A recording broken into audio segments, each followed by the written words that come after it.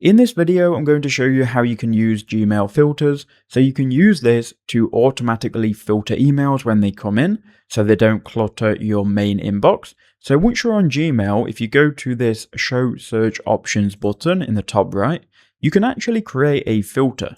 Now, if you look here, I have a lot of emails come through from AliExpress, which is fine.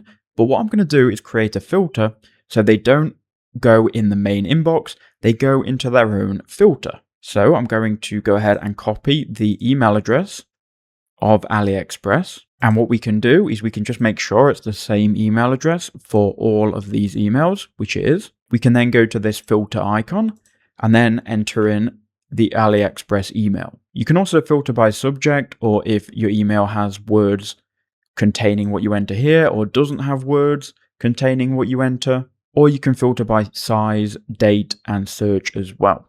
What I'm going to do is just filter from the most simplest option, which is from an email address. We can then click Create Filter. So when we get an email address from AliExpress, we can skip the inbox and automatically archive it. We can mark it as read, star it, or we could apply it to a label.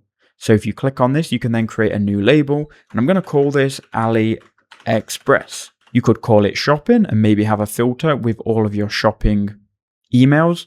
I'm just going to call it AliExpress and then we'll click create. All our emails from now on will come into AliExpress. So now if we press it, all future emails will come here. It's currently empty.